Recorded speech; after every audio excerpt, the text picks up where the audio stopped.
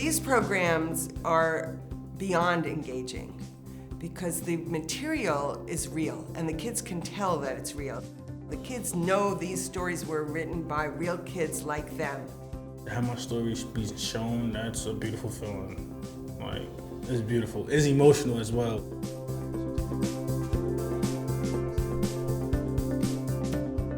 Our curriculum is designed for a really diverse audience. It could be teachers who are working in classrooms, teachers who are working in advisories, who are running programs after school. Curriculum is also designed for youth workers, folks who are working in juvenile justice facilities. So it's a diverse range of adults who, one way or another, find some value in reading teen-written stories with their young people. To add on to that, because this friendship seems so much more powerful, if for whatever reason it was to fail or Amadou would have to leave for some reason, it'd be crushing. And that just makes it more vulnerable and deeper. I've seen in the professional developments the way the adults will say, wow, I could relate to when Shatik felt this way after his grandmother died. And you know that that's also going to be true with the kids, because I've seen that everybody can connect to sort of the journey that the writers took.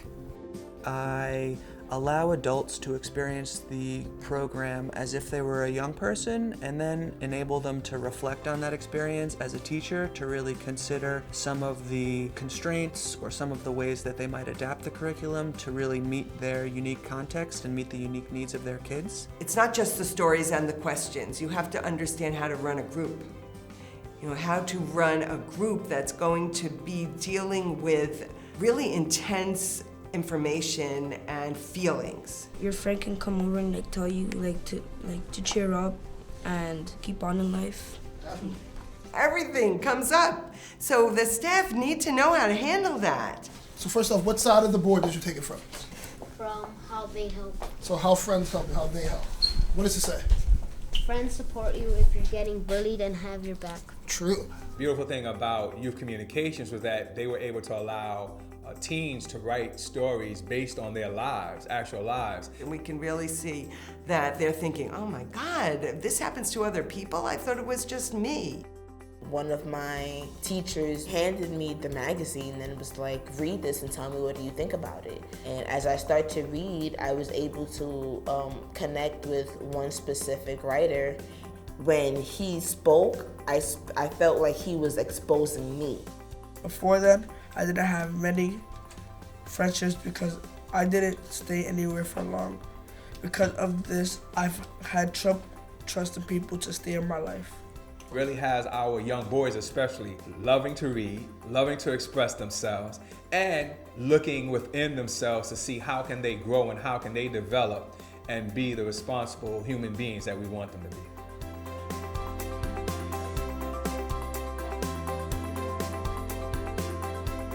Social and emotional skills are really baked into the stories themselves, and it becomes the role of the adult to name those social and emotional skills and help get the young person to see how they may practice those skills in their own lives. Not only is it for our young people, but these stories and these activities are able to help our group leaders develop as well. That's a lesson that I had to learn in life. Being right is not always the best thing. Sometimes you say sorry, but not because you're wrong, but because you care more about this relationship than you do about being right. And so I think it's a complete package that works well for the group leader and for the students to really understand what social emotional learning is about and how to develop and grow in social emotional learning. Me and my friend, we both have tempers. Mm-hmm. So if we get angry, we just say stuff that we don't really mean to say. So sometimes we just sit down somewhere and just talk it out. We talk about why we argued in the first place. Most of the time we forget why we argued in the first place because it's just it's off of stupid stuff. I get chills when I'm in those classrooms, watching the kids' wheels turning and listening to them ask questions and to talk to each other. Are there any questions, comments, concerns? Are these stories true? Yes. So again, all the stories we read are written by real people, real teens who have gone through these experiences.